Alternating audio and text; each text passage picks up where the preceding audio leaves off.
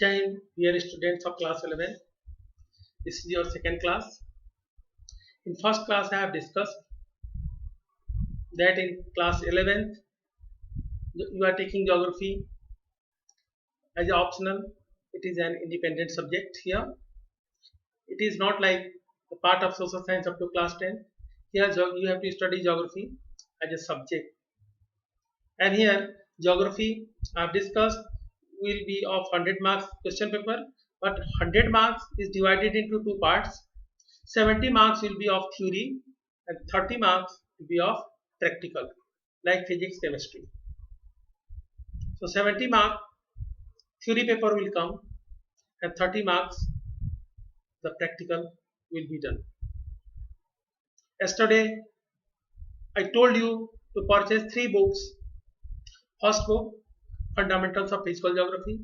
Second book, India Physical Environment. And third, Practical Work in Geography Part 1 for class 11. At least two books are needed this time. First book, the Fundamentals of Physical Geography and Practical Work in Geography, because India Physical Environment will discuss in second half after your half yearly examination. So these two books you need to purchase as far as possible, as soon you can do. Yesterday I have started the lesson first, Geography as a discipline. In this lesson we are dealing that geography as an integrating discipline as a science of spatial attributes. Spatial means related to a particular place. SPATIL, particular place. We'll discuss about the branches of geography as well as importance of physical geography. So geography is basically divided into two parts: physical geography and the human geography. In class 10, the resource geography we have studied, that is a part of human geography. In class 7, 9, we have studied physical geography. So the fundamentals of physical geography, first lesson is here described about the discipline, about the subject, that what is this, what is geography. Yesterday we have discussed. Can you recall now what is geography? Now see the term once again. The term geography was first coined by Eratosthenes, a Greek scholar. His name is Eratosthenes. He has coined the first time the term geography. It is a combination of two Greek words. Geo means the earth and graphos means the description. So geography means description of earth surface simply. But in geography we also look after the interaction between man and nature. So geography is defined as description of the earth surface as abode of human beings. Yesterday we have discussed about this thing. You can see again the term. The definition is here. The description of earth as the abode of human beings. We have discussed that geography is concerned with three sets of questions. Three sets of questions: what, where and why. It is important. Again I am repeating it today. As a social science, here you can see discipline. Geography studies the spatial organization and spatial integration. Spatial means related to a place. This is a new word. I am repeating again. Spatial means related to a place. Geography as a discipline is concerned with three sets of questions. It is generally asked in examination, explain the three sets of questions which geography is concerned with. The first set of question is what, second is where, and third is why. What means some questions are related to the identification of patterns of natural and cultural features. That what are these? Then we see that distribution of these natural and human or cultural features over the space, over the earth surface. These are related to question where. So combining these two, the third question arises. You can see that related to the explanation of causal relationship. Geography is trying to find out the cause and effect relationship. Can you recall the example I have given you yesterday? If illness or diseases are common in any region, it is also right that their poverty exists. Poverty and diseases are correlated. If people are poor, they are most prone to any disease. So diseases and poverty are common. They are found in any region. Poverty is there, diseases occur frequently. If diseases occur frequently in any region, people are generally poor. So third question, we find out the cause and effect relationship, that is called causal relationship. Why? So in geography, three sets of question. It is very important part. You must study it. Three sets of question are what, where, and why we study. Yesterday we have discussed geography as an integrating discipline. Today I am repeating few of the lines of it once again. Geography is a discipline of synthesis. Synthesis means combination of ideas and beliefs with relation to a position over the space. And here given, and history attempts temporal synthesis. It means history describe anything with regard to the time. But in geography, we describe the things as a synthesis. It means combination of ideas and beliefs. As geography seeks data from different natural and social sciences and synthesizes in relation to a particular place and time. So this is called the attempts. As geography, it attempts spatial synthesis. It means combination of ideas and beliefs as per position, as per time. But history attempts temporal synthesis. It means with regard to time. History describes the things. Its approaches is holistic in nature. Geography look after all these matter as a whole, not leaving any one it, not going for a part of it. So this is important to understand. Yesterday we have discussed that with the advancement in technology,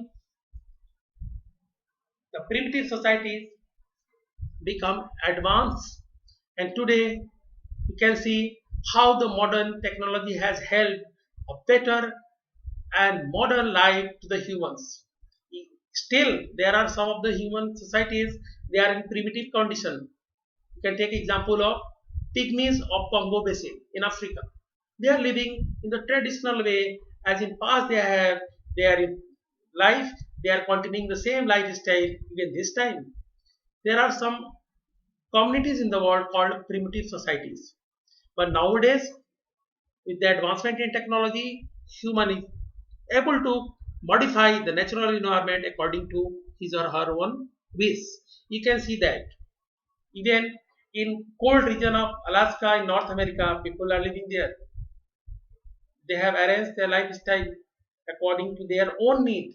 They have modified the physical environment there with the help of modern technology. Today, I am going to discuss the last paragraph of this.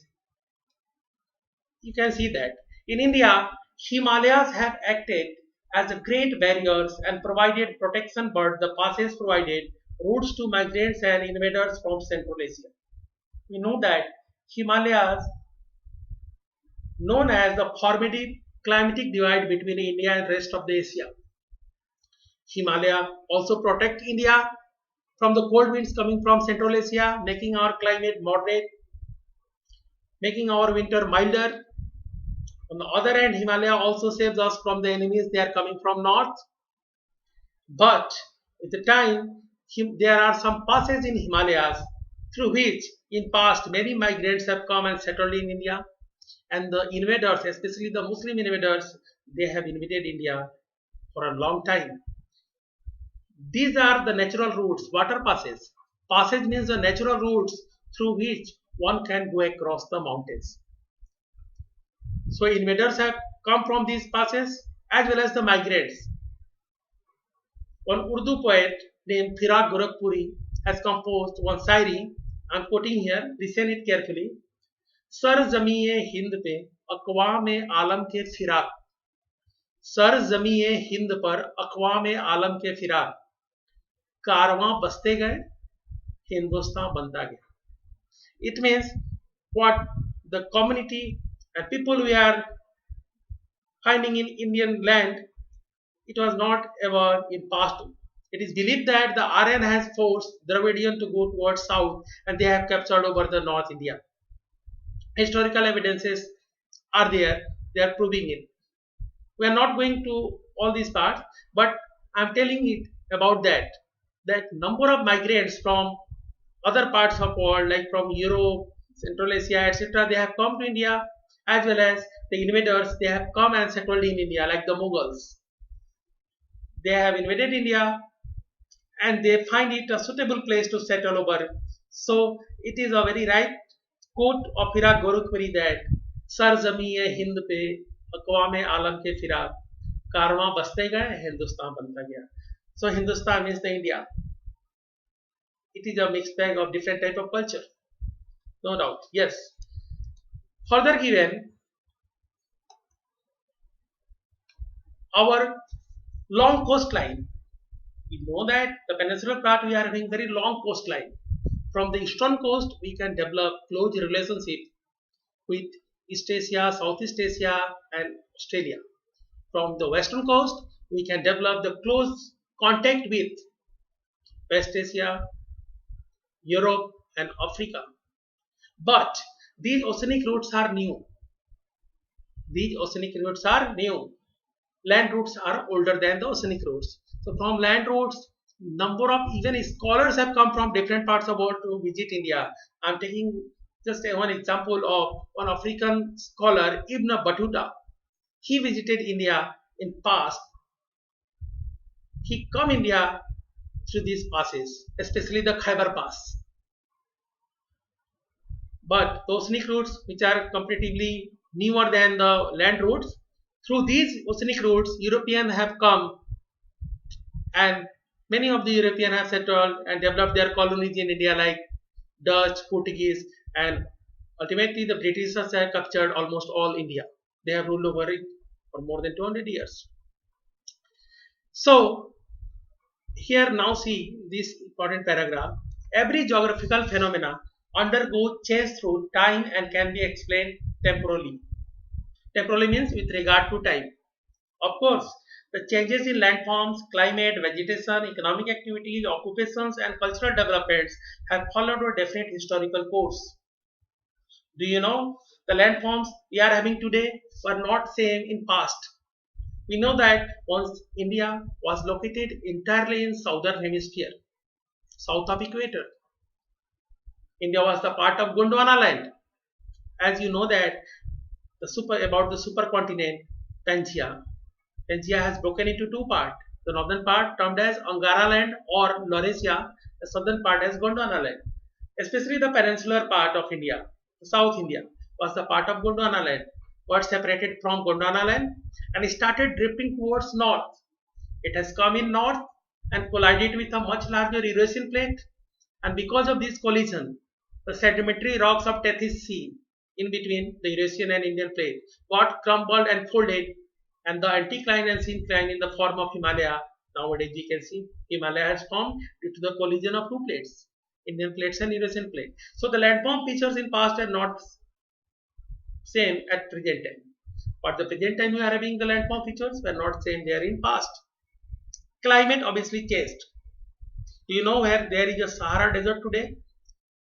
Once the region was fully green with forests. Evidences are found. But due to climatic change, the entire area which were a green forest have converted into deserts. Likewise, vegetation type changes with time, economic activities, as there were many ages like Jurassic. In Jurassic age, Jurassic period, you can say dinosaurs were common, found over the earth surface, but they have disappeared. So geography is describing the entire history of the earth, not only for few thousand years, for million and billion years. So many geographical features result from the decision making process by the different institution at particular point of time. Now see one important thing I am highlighting here. Now see, it is possible to convert time in terms of space and space in terms of time. For example, here it can be said that the place A is 1500 km from place B. Place A, suppose Varanasi is 1500 km from Mumbai, that is place B. In the other word, or alternatively, it can also be said that place A is 24 hours away from place B. Right?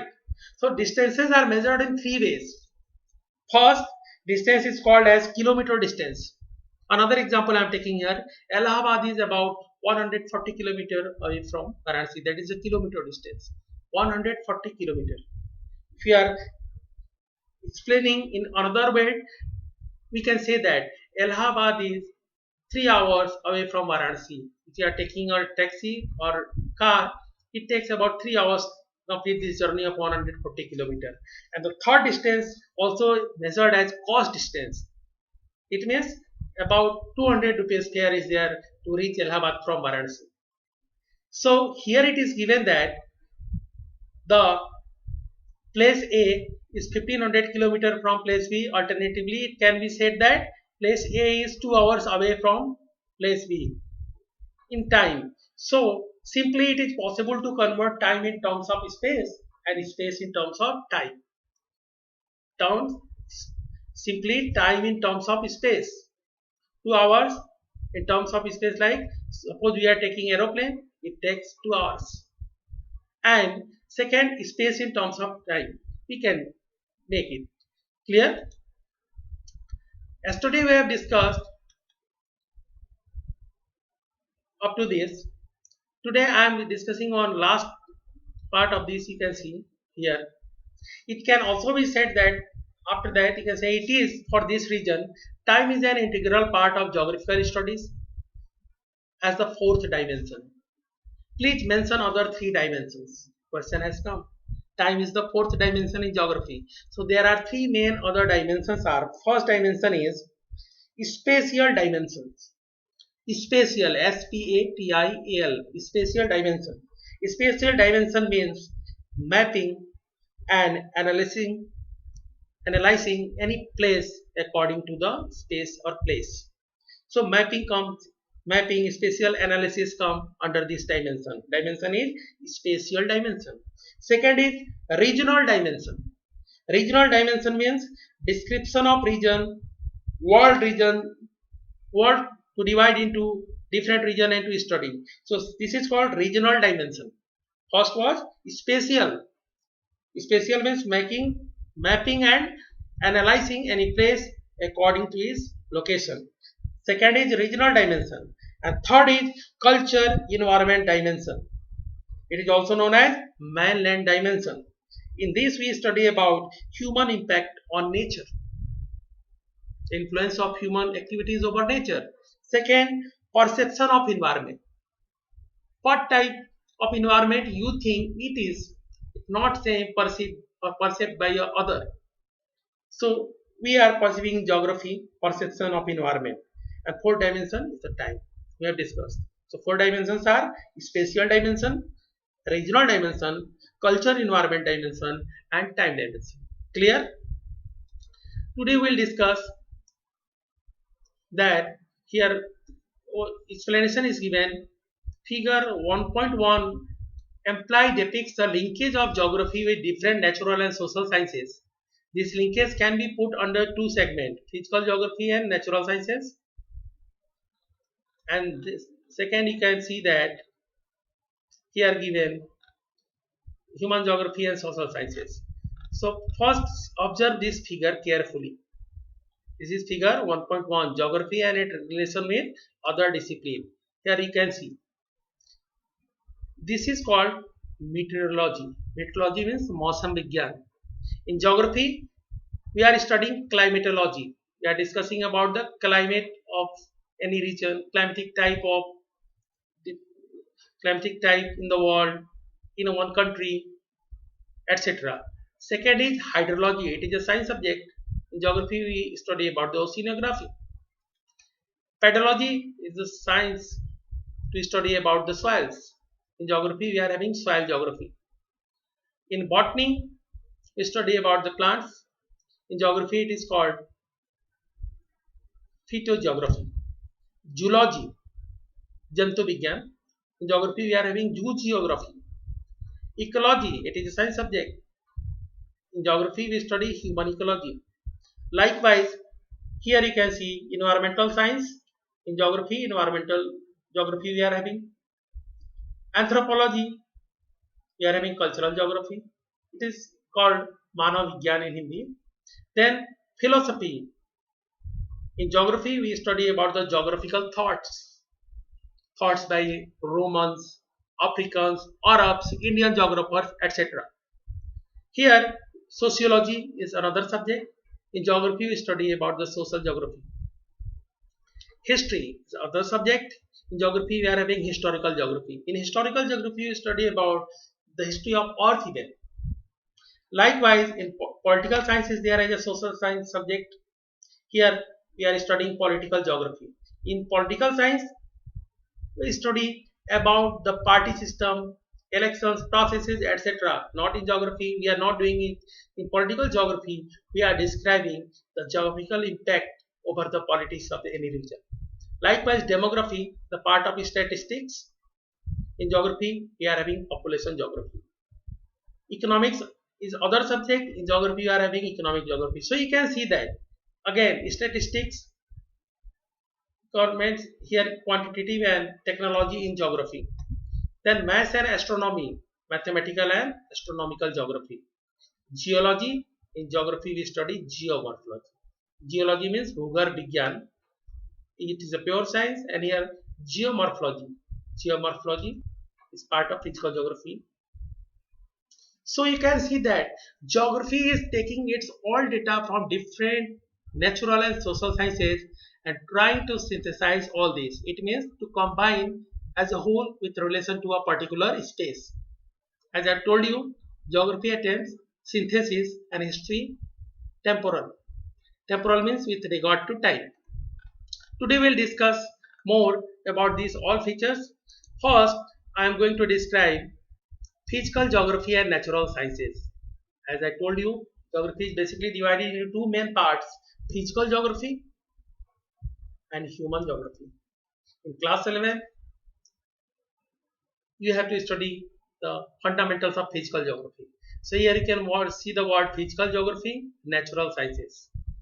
As the name physical geography, Prakritik Bhugol, it is related to natural sciences, not with social sciences.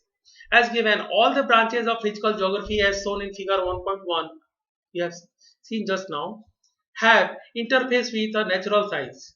The traditional physical geography is linked with geology, meteorology, hydrology and pedology. Four important you can see here. Geology. In geography we are having geomorphology. Meteorology. In geography we are having climatology. Hydrology. In geography we are having oceanography. And pedology. In geography soil geography. Clear? So given here geomorphology, climatology, oceanography and soil geography respectively have been close linked with natural sciences. Biogeography is closely related to botany, zoology as well as ecology, as human beings are located in different locational needs. Niche means the location. A geographer should have some proficiency in mathematics and art. It is very true. Geography is a science subject as well as it is a social science subject. As I told you, two main branches of geography: physical geography and second the human geography. In physical geography, we are discussing basically about the morphology of the earth called geomorphology. Morphology means earth ka banawat, akariki. It's a difficult word to understand. Morphology. In geography, we study geomorphology, how the earth surfaces have been created and how, what type, everything we are discussing about this. In climatology we study in geography especially about the climatic types of the world in a region or a country. In oceanography, we deal with the realm of the oceans and the impact of these oceans over the human civilization. As well as we discuss about the soil geography, we study different types of soils, their main characteristics, and in geography how it is important because we are locating the different type of soils on the map of any country or world. So geography always synthesize the data from natural and social sciences as a holistic nature, as a combination of ideas and beliefs. In world, what type of soil is there? If you open sometime the atlas, you can find it out that in world map you can find the different types of soil marked in geography. Geography, the first dimension of geography is the spatial dimension in which mapping is important, and map is the main tool for any geographer. Now, a geographer should have some proficiency in mathematics and art. For what? We need proficiency in practical work. You will find that mapping is not just an art. We need to calculate the areas. We need projections with help of some mathematical formula and geometrical trigonometry, etc. also utilize. Accordingly, that we have to calculate, and then we can draw it according to that. So we need proficiency in mathematics and art also, particularly in drawing maps. I told you that is called cartography. The science of mapping is known as cartography, and cartography is the main part of geography. Geography is very much linked with study of astronomical locations and deals with latitudes and longitudes. These words are not new for you. Latitudes and longitudes. What are latitudes? The angular distance of any place context to the equator, north or south of it. And longitudes, it means the angular distance of a place east or west from the prime meridian. The shape of the earth is geoid. Generally, we have studied that the shape of the earth is spherical. It is not correct. The real shape of the earth is geoid. Listen this word. Now you are in class 11 and see this word. The shape of the earth is geoid. In Hindi, there is a very difficult term for it. Ladhvakch Gulab. Ladhvakch Gulab. So we are not going for Hindi. Here you can see that geoid. Geoid is the true shape of the earth. But the basic tool of a geographer is map, which is two-dimensional presentation of the earth. We know that the geoid, the shape of the earth is three-dimensional, no doubt. Globe is three-dimensional. We are having replica of earth that is called globe. Globe is three-dimensional, but the map is two-dimensional. The problem of converting geoids into two-dimension can be tackled by projections, as I have told you. It is very difficult to map down all this type of shape called geoid on a flat surface. For this, we need some proficiency in mathematics. We need to do the calculations for projections, and based on projections, we can make the map. Please see the atlas once. You can see the world map. What the projection is utilized to draw that particular map, it is given, like the Lambert, sinusoidal, Mercator, different type of projections. Three projections you are having in your practical work. So here from you are going for the real geography. But geography we studied till class 10. It is just a little part of it. Geography is a vast subject. I've told you it is the synthesis of all natural and social sciences. So given further, the cartographic and quantitative techniques require sufficient proficiency in mathematics, statistics, and astrometrics, space science. Nowadays, you can say that a new branch in geography has raised to up to high peak known as remote sensing. The help of satellite, imageries are collected, and these imageries are converted into maps by the cartographers who have well training there in remote sensing. So in geography, in future, you can get a chance for doing the course for remote sensing, especially for science students who are having maths up to class 12th. They will get the chance for remote sensing if they are going for geography in higher education or master degree. And after master degree, they can do the course of remote sensing. We should know that what are the main fields in which a geography student can make his career. It is important to know that. Why not? A geography student, very first, most important occupation for he or her is the teaching. Everywhere in all school, geography is from class 6 onward. and this is the teaching which is available in bulk to many of us. So for teaching profession, you are having ample chance. If you are going for a specialization, if you are taking in your master's degree for geography specialization, regional planning, then you can do town planning course from Delhi and you may be a planner in future. If you are having math up to class 12th, you are taking MSc degree in geography because in geography both the degree MA and MSc are given because the students from science stream they are also taking geography as the main subject in their BSc final year as well as they are doing the master degree in MSc. So for math student, remote sensing, the area of remote sensing is here.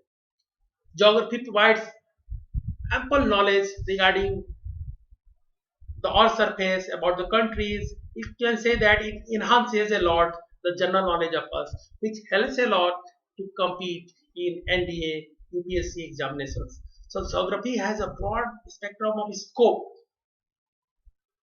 It is really an important subject. If you are not taking geography as a subject up to class 12th, no problem. But in future, if you have to compete in UPSC examination, at least up to class 12 geography, you need to prepare. Without this, it is impossible to complete the UPSC examination.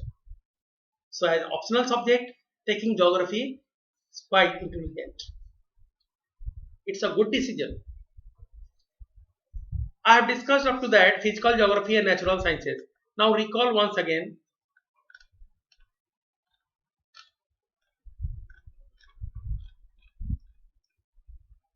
physical geography. From here you can see the traditional physical geography. Now see, the traditional physical geography is linked with geology, meteorology, hydrology and pedology, and thus geomorphology, climatology, oceanography and soil geography respectively have close link with natural sciences. The natural sciences, geology, in geography we study about earth surface, its different landforms and their formation etc. and how they have come in existence. In geography, this branch of physical geography is known as geomorphology.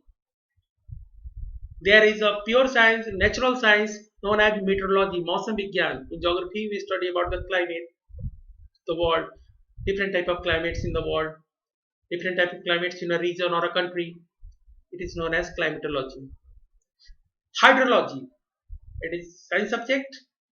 And in geography, we study about the oceanography. It means the impact of oceans over human civilizations and their effect on life of the people. These realm of oceans are important to understand.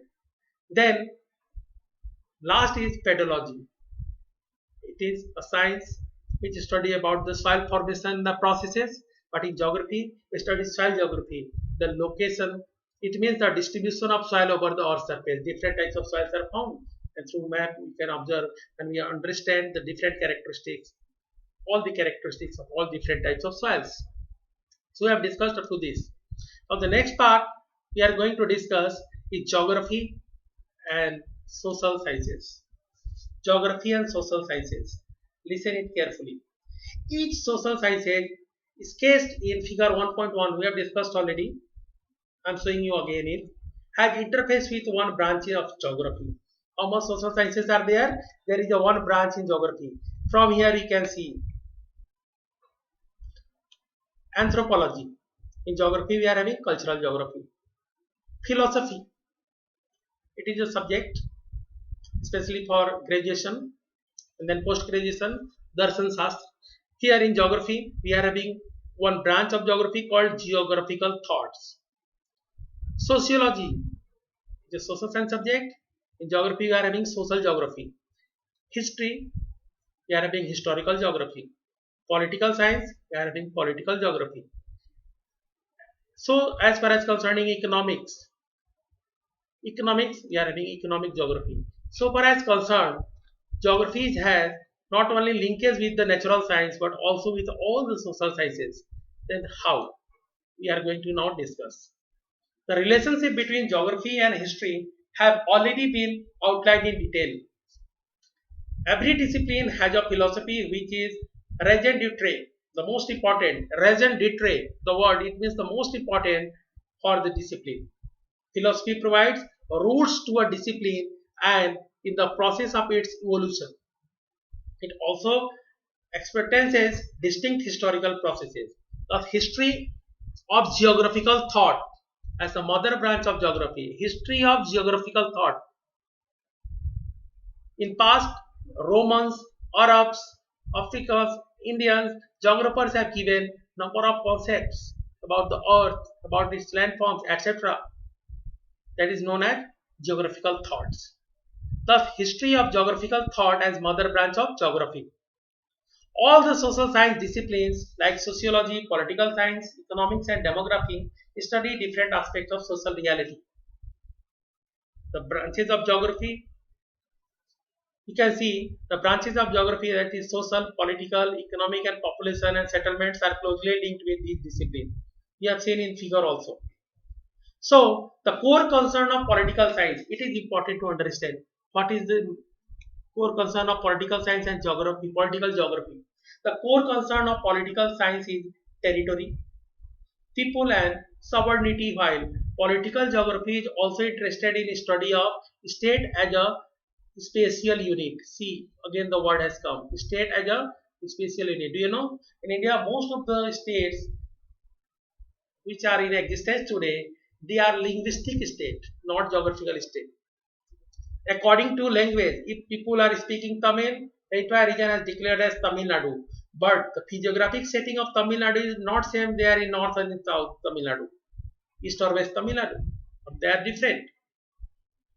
So, as in political science, territory, people, and sovereignty. In political geography, we are interested to study the state as a spatial unit as well as people and their political behavior. It is a part of political geography. Like in economics, you can see that economics deals with basic attributes of economy such as production, distribution, exchange, and consumption. Each of these attributes also has a special aspect, and here comes the role of economic geography. You can see the role of economic geography to study the special aspect of production. In economics, we are studying about the attributes like production, distribution, exchange, and consumption. In economic geography, we study the special aspect of production. Why this production takes place over this region only, not otherwhere? Why sugar mills are located in this particular region, not elsewhere? Exchange and consumption likewise. Population geography is closely related or linked with the discipline of demography. In demography, we study about the features of population of any country. We count people through with the help of statistics. We give some of the final outcome of that population structure. But in geography, we relate all these features with the location of these people over the space or time. So geography seeks its data, no doubt, from all the natural and social sciences and put a synthesis of all these, that is called combination of ideas and beliefs. The above discussion shows that geography has strong interface with natural and social sciences. No doubt, we seek data from all the natural and social sciences. We follow its own methodology. Geography follows its own methodology to study, which makes it distinct from others. It has ostomatic relationship with other disciplines. While all the disciplines have their own individual scope, no doubt. If meteorology is there, they are studying about the weather, climate, day by day weather forecasting, changes, temperature records, everything. In geography, we relate all these things to a particular place in space. So in this way, geographers use, you can say, data obtained from here. You can see that geographers use data obtained from sister disciplines and attempts synthesis over space. What I am repeating again and again, that we seek data, we take data from all the other natural and social sciences and try to synthesize. Maps are very effective tools of geographer. That is the main tool. This is the ability of geographer to produce the map only, not the other people. Cartography is the part of geography. And now computer cartography is there. Now with the help of computer assisted cartography, we are preparing the new maps. So these are important tools for geographer to understand any particular matter in terms of space and time. The tabular data is converted into visual form to bring out the spatial pattern. Suppose tabular data is there, population density in Arunachal is this, Bengal is West Bengal is this, or Uttar Pradesh is this, Bihar is this. In map, in Bihar, what is density? We can make index accordingly. We can show the density of population in different states with the different shades and colors. So it is the scope for geographers to produce any recorded tabular data into a visual form. So far as concerning geography is becoming a unique subject. So I hope that you will go through once again all these part and will enjoy. And I think now you are more interested in this subject, particularly geography. Next class we will discuss about the branches of geography in detail. I'm just going to start today the first part of it. As we have seen the figure 2 times, figure 1.1, for recapitulation, it has very clearly brought about that geography is an interdisciplinary subject to study. Interdisciplinary subject seeking or taking it data from different natural and social sciences. The study of every subject is done according to some approach. There must be some approach to study something. Now see, the important part here comes, the major approaches. The major approaches to study geography have been number 1, the systematic, and number 2, the regional. There are 2 approaches to study geography. First, the systematic, second is the regional. What is the main difference in between? This is important to know. The systematic geography, you can see, approach is the same that of general geography. It means one element like climate. We are taking one element and we are describing the climate. This is one. Suppose temperature. We are taking temperature as a one element of climate, and we are describing a temperature condition over the Earth surface with the help of map. On the other hand, there is other type. We are taking all these elements as a whole according to any region. Suppose we are taking climatic conditions, soil type, relief, etc. all to understand about the Himalayan region. This is called regional approach. So there are 2 approaches in geography, systematic and regional. Now see, in your book it is given clearly. The systematic geography approach is the same as that general geography. This approach was introduced by, name is again difficult here. The last name you can write anywhere, Alexander von Humboldt, a German geographer. The first approach was introduced by Alexander von Humboldt. An approach is known as systematic geography. Then regional geography approach was developed by another German geographer. Both are the German geographer. First, the name is Alexander von Humboldt, presented the approach of systematic geography. And second, contemporary of Humboldt, name is Karl Litter, has introduced another approach known as regional approach. So what are the main differences? As I have told you, one element is studied over the whole Earth, for whole Earth, that is known as systematic approach, and all elements for a particular region, that is called regional approach. So given here you can see that in systematic approach, a phenomenon is studied world over as a whole. A phenomenon, as I told you, climatic type. Over the whole world, what type of climatic condition is there, we can map it down. That is called systematic approach. Then the identification of typologies or spatial pattern is done. For example, if one is interested in studying natural vegetation, yes, another example is quoted to your book, studying natural vegetation, the study will be done the world level as the first step. In world, what type of natural vegetation are found. The typologies such as equatorial rainforest or softwood conical forest or monsoon forest, etc. will be identified discussed and delimited. In regional approach, the world is divided into regions of different hierarchical levels. Then all the geographical phenomena in a particular region are studied. Now the main difference, first difference you can see that one a phenomena is studied world over as a whole, and second in regional approach, all the phenomena. Regional approach can see that regional approach, the world has divided into regions and different hierarchical levels, and all the geographical, here you can see, all the geographical phenomena is studied for a particular region. These regions may be natural, political, or designated region. This region may be natural, like the Himalayan region, peninsular block in India. Otherwise, it may be political, like Tamil Nadu, Kerala, Uttar Pradesh, Bihar, etc. The phenomena is a region are studied in a holistic manner, searching for unity in diversity. I hope you have understood the topics today. Tomorrow we will start with the word dualism. Now see carefully. Dualism. Next class we will discuss from here dualism. So I hope you have enjoyed the class. Thank you. Have a nice day.